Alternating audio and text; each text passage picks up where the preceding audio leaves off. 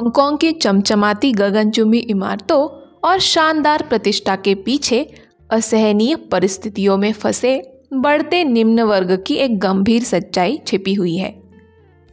हजारों लोग ताबूत घरों और पिंजरे की हवेली में रहते हैं।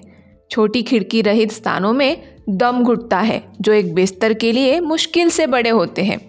शहर का ये भयावह आवास संकट इसके सबसे कमजोर लोगों को इन क्लॉस्ट्रोफोबिक अस्वच्छ इकाइयों में रहने के लिए मजबूर करता है, जबकि अमीर लोग समृद्धि में पनपते हैं। बुजुर्गों, कम आय वाले श्रमिकों और अप्रवासियों को कगार पर धकेल दिया गया है। उनके जीवन पर अत्यधिक धन असमानता का साया मंडरा रहा है। ये हांगकांग का काला पक्ष है, एक ऐसा शहर जो अपने वित्तीय प्रभुत्व के बावजूद लाखों लोगों को अंधेरे में पीड़ित होने के लिए छोड़ देता है। तो आइए इस शहर के काले रहस्य को उजागर करते हैं। नंबर 1, स्थान और भूगोल। हांगकांग की दक्षिणी तट पर एक जीवंत शहर आश्चर्यजनक विरोधाभासों का स्थान है।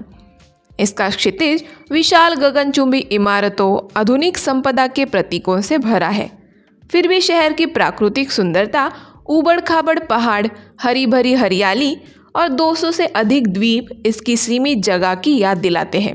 ये केवल 1104 वर्ग किलोमीटर में फैला हुआ हांगकांग ऊपर की ओर बढ़ता जा रहा है।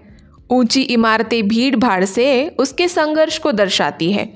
शहर के चकाचौंध बाहरी हिस्से के नीचे आवास की कमी, धन असमानता और राजनीतिक तनाव जैसे मुद्दे चुपचाप उबल रहे हैं। शहर की बढ़ती संपत्ति का अंतर सामाजिक अशांति को बढ़ावा देता है, जिससे इसकी वित्तीय समृद्धि के पीछे के कठोर वास्तविकता का पता चलता है। हांगकांग महत्वाकांक्षा और लचीलेपन का शहर है, लेकिन इसकी चुनौतियां गहरी जड़ें जमाए हुए हैं, जो इनके लाखों कम भाग्यशाली निवासियों को प्रभावित करती है। नंबर 2, इतिहास। हांगकांग का इतिहास इसकी वर्तमान जटिलताओं को समझने के लिए केंद्रीय है। एक शताब्दी से भी अधिक समय तक यह एक ब्रिटिश उपनिवेशक था और यह औपनिवेशिक प्रभाव आज भी शहर की कानूनी और राजनीतिक प्रणालियों में दिखाई देता है।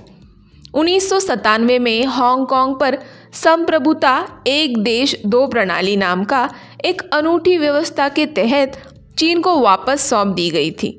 इस ढांचे को हांगकांग सौंपे जाने के बाद 50 वर्षों तक अपनी अलग राजनीतिक, कानूनी और आर्थिक प्रणालियों को बनाए रखने की अनुमति देने के लिए डिजाइन किया गया था। शहर की समृद्धि ने चीनी से अप्रवासियों को आकर्षित किया, विशेष रूप से चीनी गृह उद्योग और कम्युनिस्ट क्रांति के बाद, जिससे यह स्वतंत्रता और अवसर चाहने वालों के लिए स्वर्ग बन गया। 1997 में चीन को सौंपे जाने से हांगकांग के लिए एक महत्वपूर्ण मोड़ आया।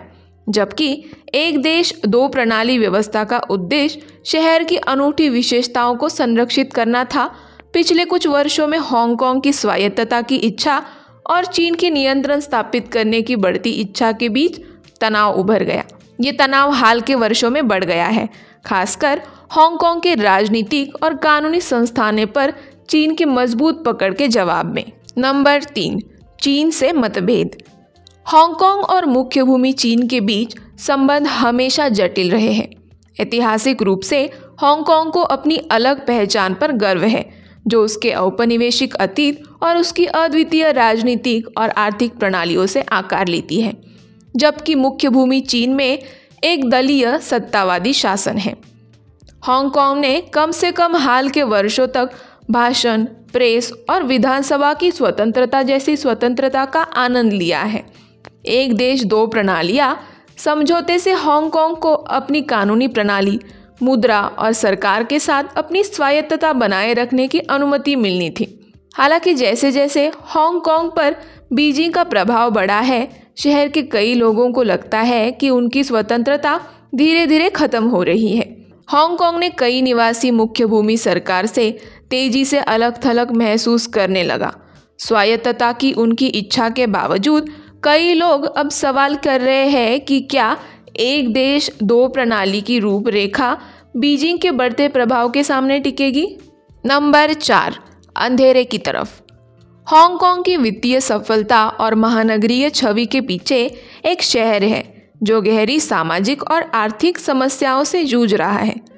आज हांगकांग के सामने सबसे गंभीर मुद्दों में से एक इसकी स्पष्ट धन असमानता है। इस शहर में संपत्ति की कीमतें दुनिया में सबसे अधिक है और जहां अमीर लगातार धन इकट्ठा कर रहे हैं, वहीं मध्यम वर्ग सिकुड़ रहा है और गरीबी अधिक मजबूत होती जा रही है। हांगकांग में रहने की लागत बहुत अधिक है और कई निवासी जीवित रहने के लिए संघर्ष कर रहे हैं। आवास कई लोगों के लिए निराशा का एक प्रमुख स्रोत बन गया है। असमान छूते किराए और संपत्ति की कीमतों ने आबादी के एक बड़े हिस्से को अच्छा आवास खरीदने में असमर्थ बना दिया है। आवास संकट के अलावा हांगकांग को अपने सबसे कमज़ोर नागरिकों के लिए सामाजिक सुरक्षा जाल की कमी से संबंधित चुनौतियों का सामना करना पड़ रहा है। बहुत से लोग गरीबी के चक्र में फंस गए हैं। जीवन यापन की उच्च लागत, अपर्याप्त मजदूरी और ऊपर की ओर गतिशीलता के सीमित अवसरों के कारण इससे मुक्त नहीं हो पा रहे हैं। सरकार ने कल्याण कार्यक्रमों के माध्यम से इनमें से कुछ मुद्दों को संबोधित करने का प्रयास किया है, लेकिन इन प्रभावों का दायरा और प्रभावशीलता सीमित है। नंबर 5, खड़ी झुग्गियाँ। शायद हांगकांग की सामाजिक असमानता के सबसे चौंकाने वाली अभिव्यक्ति इसकी ऊर्ध्वाधर मिलन बस्तियों में पाई जा सकती है। इस शहर में जहाँ जगह की कमी है, आबादी को समायोजित करने के लिए ऊंची इमारतें ही एकमात्र व्यवहार्य विकल्प बन गई है। लेकिन इनमें से कई इमारतें, विशेष रूप से पुरानी इमारतें, अस्थायी रहने की जगहों में बदल दी गई है, जहाँ छोटे छोटे कमरों में कई परिवार रहते हैं। अपर्याप्त पाइपलाइन, बिजली के तारों और स्वच्छता के कारण ऊर्ध्वाधर झुग्गियाँ अक्सर खराब स्थिति में होती है। इन मिलन बस्तियों के निवासी अक्सर शहर में सबसे हाशिए पर रहते हैं। अकेले रहने वाले बुजुर्ग लोग, प्रवासी श्रमिक और वे जो अधिक समृद्ध क्षेत्रों में रहने का जोखिम नहीं उठा सकते।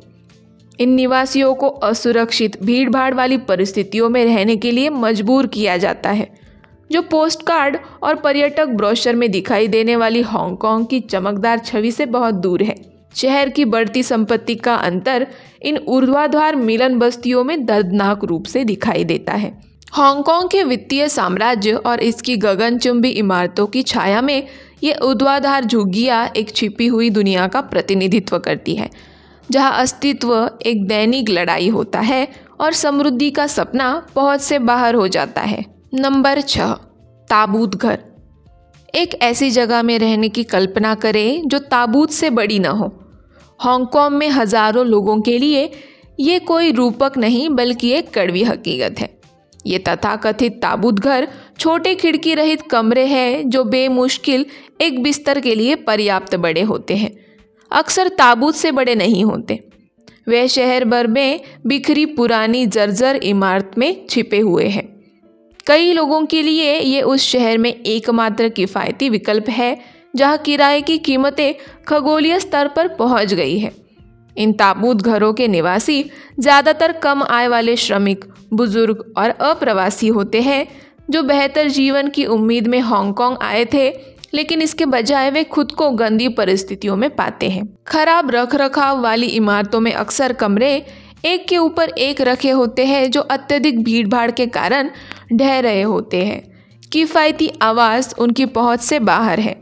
इससे भी बुरी बात है कि इन छोटी जगहों का किराया बहुत अधिक है, जो कभी कभी प्रति माह सैकड़ों डॉलर तक पहुंच जाता है, जो कि किफ़ायती आवास के विचार का मजाक है। नंबर 7, पिंजरे की हवेली। ताबूत घर जितने भयावह है, वे हांगकांग के आवास दुस्वप्न का एकमात्र उदाहरण नहीं है। उस घटना को दर्ज करें जिसे पिंजरे की हवेली के रूप में जाना जाता है।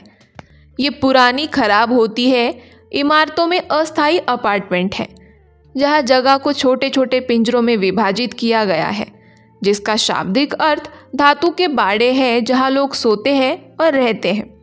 इन पिंजरे वाली हवेली में निवासियों को धातु की सलाखों से अलग किया जाता है, जो चिड़ियाघर में जानवरों की तरह एक दूसरे के ऊपर रखे होते हैं। एक ग्रे जोन में चल रहा है जहां अधिकारी आंखें मूंद लेते हैं।